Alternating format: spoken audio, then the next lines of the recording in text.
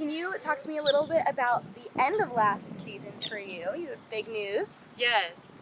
So I know epson-tour was asking for some exciting off-season news, but at the end of last season, I had my second daughter. So her name's Greenlee Kay for Jilly, and she was born at the end of September. So it's been a wild last 5.5 months having two kids, and yeah, just kind of starting over with another infant. So, but it's been so much fun. She's been great. So. And can you talk to me a little bit more about your off-season journey, getting back into the game, the struggles you went through as a family, just a little bit more about that? Yeah, so definitely just like anybody giving birth, your body goes, it's up and down. So all last season, I slowly lost distance. I struggled a lot with low blood pressure on the course. Well, even off the course, I just had low blood pressure, but it really affected me on the golf course. And then, just kind of rebuilding my body. That's always difficult.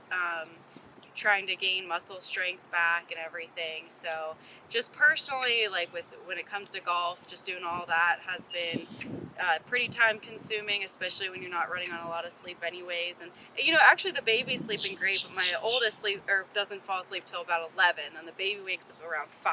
So we're squeezing in like maybe 6 hours of sleep in there. And then my husband's running like his butcher shop and doing working with the cattle and everything too. So it's just been a lot on our side of things. And then my oldest is in kindergarten now, so juggling school, and it's like, oh man, this is really this is hard. Do we have to go to school? Yes, we do.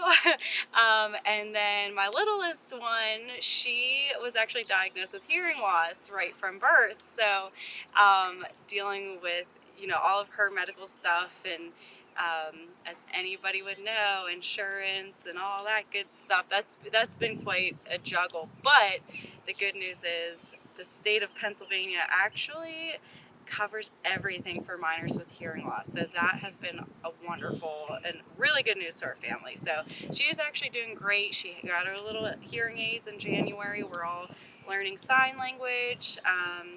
ASL, so we're working on that, and hopefully we can pick that up quickly so she can communicate with us however she wants. But she's doing wonderful, and it's been really, really cool to be able to provide hearing aids for her, and to see how much that's helped her. And but both girls are thriving. We're doing great. Do you have any, I don't want to say expectations, but any hopes of them growing up to be golfers, just like yourself? The oldest one shows some interest, and then she shows more interest in wanting to be my caddy, and then kind of more of my coach, and then my trainer. And she's got the athleticism, so I just am letting her, choose whatever she wants to do. She's a daddy's girl, and my husband wrestled, so right now she wants to wrestle. We'll see. Wrestling, golf. Well, maybe they're both individual sports. She could do them both. And then the youngest one, the same thing. Whatever she wants to do, we're very supportive anyway. My oldest, certainly, if she wants to pursue an acting career, I am all for that. She is the little actress for sure. She loves entertaining. But I just would love for them to get involved with the game, with the opportunities you can get from golf, just in general, college, in the business world. It's, really endless. So as long as they're somewhat involved with the game and can hold a club and hit the ball and break 80, that's what we're looking for.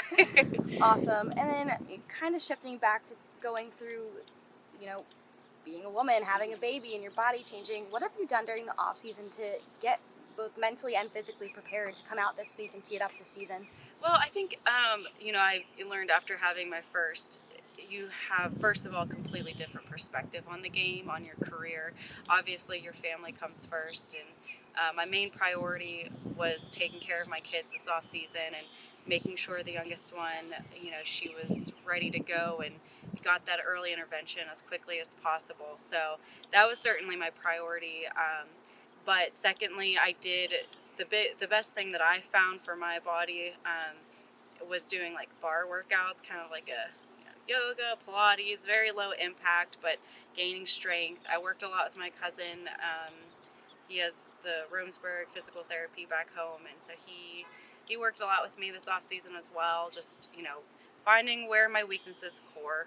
I mean, it's always core. So working on my core and trying to dodge sicknesses, but we really didn't do that either. I mean, we had COVID at least once, the flu at least once, stomach bug. My husband had Lyme's, and then we got hearing aids. We had everything you could imagine. So hopefully got all that out of the way, and we are just, like I said, trying to catch up on sleep and doing a lot of low impact stuff, but at the same time, a lot of core strengthening work. And I actually was able to practice a pretty decent amount. I came down to St. Pete. We have a place down in St. Pete, so I came down here quite a bit. So I still have been practicing. I have been working and working with my swing coach as well. So we just squeeze in as much as we can in this 24 hours. So. With it being a new season and so early, obviously the first event, do you have any goals that you're trying to set for yourself throughout the season, or any big goal to? I know the goal is always the LPGA Tour card, right. But are there any smaller goals that you're setting on that path for you this season? Well, exactly. We're all looking for at least that top 10, and I would like to certainly work on my scoring average, but then even before that, something that I've been really trying to get up is my greens and regulation. And I kept tinkering with equipment over the last few years and starting to think maybe it's not the equipment. So maybe I just need to really focus on making smarter decisions into the green and making sure my caddy's dialing in those numbers. But yeah, so it sounds like such an odd but goal, but really getting that green and regulation percentage up, I think, looking back throughout my last 10 years, 11 years on tour, would have been my successful years. Well, it's when I was hitting a lot of greens. And then, how am I going to hit the ball closer to the hole? Probably set myself up off the tee well. So, really just taking my ball striking game up a little bit. And it did come with a little bit of a swing change over the off season. Again, second baby, I'm not really getting younger. So whereas I really used to explode and really hit into the ball, I'm kind of trying to use a little bit more momentum of the club head and swing through it. So I guess it sounds simpler than it's been, but yeah, overall, just trying to get that scoring average down, hopefully let it take care of itself. But yes, ultimately LPGA full status again next year. And will the babies be out at all to cheer you on this year? As much as they can, yes. So my oldest is graduating kindergarten middle of May, but she does have T-ball. And then the youngest, she'll come out as much as she can as well. So I got to keep pulling another family member to come babysit. But hopefully come summertime when they can travel, they'll be out as much as possible. Awesome. Thank you so much.